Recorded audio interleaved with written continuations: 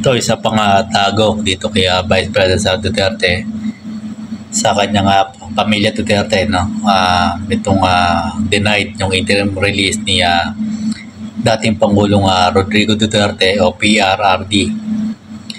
So, kaya na-deny yan. Kagawan din kasi ng mga DDS. Parang masyadong panatiko, masyadong puro gulong ginagawa, fake news, pinapakal na propaganda ng gulo sa gobyerno. Tandaan nyo yung nagkaroon ng malawakang rally against do sa mga dawet sa flood control.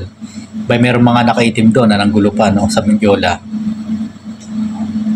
At tinuwag na ito sa mga Duterte, allegedly. So, kaya na-deny yung interim release kasi hindi sila marunong kontra yung mga sinasabi nila.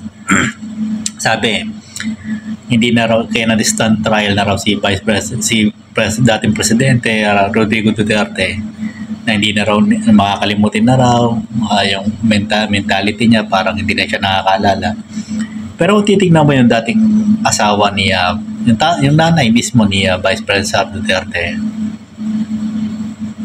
sabi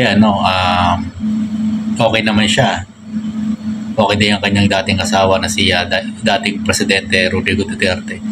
So, tignan mo, magkakakontra sila. Sila na magkakasama sa dahig na dumadalaw. Halos malimit, pero magkakakontra yung kanilang sinasabi. Paano ka paniniwala ng korte na? International Criminal Court pa nga yan. Lalo na. So, ang mahirap kasi dyan kaya hindi siya nabigyan ng interim release, hindi pinabigyan kasi uwi sa Davao City. Tapos sabi meron daw kukup na ibang bansa, gusto sa Davao City pupunta. Yun naman, magkakakontra na naman. Tapos pinunta ni dating Senator Trillanes siya, chinek siguro kung totoo yung sinasabi nito mga to. Intelligence officer yan at may mga contact siya doon. Kasi si Senador Antonio Trillanes, dating Navy Intelligence yan. Siya yung nag-aasikaso talaga ng ICC.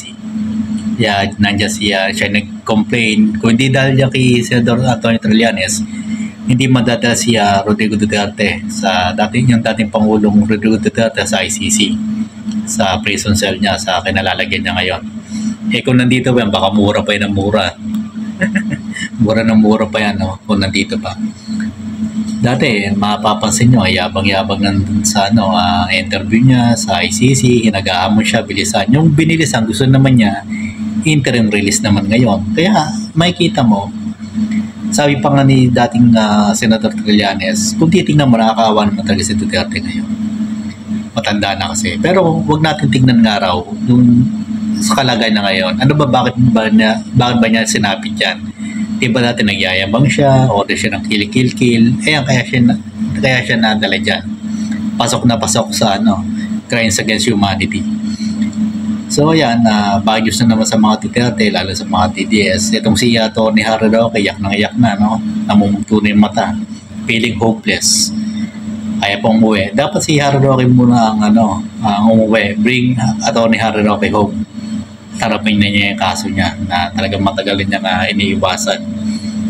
Si dati Pangulong Rodrigo Duterte, baka dyan naabuti ng kamatayan niya, matanda na eh. So ayun na naging bunga niya, hindi kasi sila naging mapagkumbaba noon, pati Jose Minumura. Dati inaamo pa niya ICC, yung pagkakamali niya sa Interpol din yung warrant of arrest.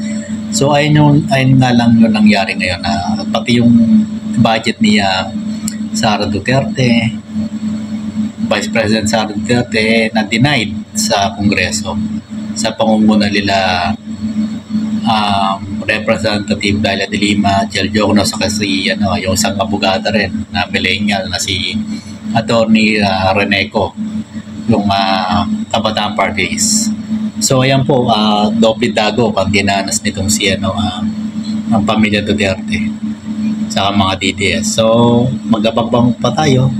Yung mga bali-balita na susunod na si Pato de la Rosa, Senator Pato de la Rosa sa Senator Bongo sa warrant of arrest ng ICC. Yan yung bali-balita na sinasabi niya dati Senador Antonio Trillanes.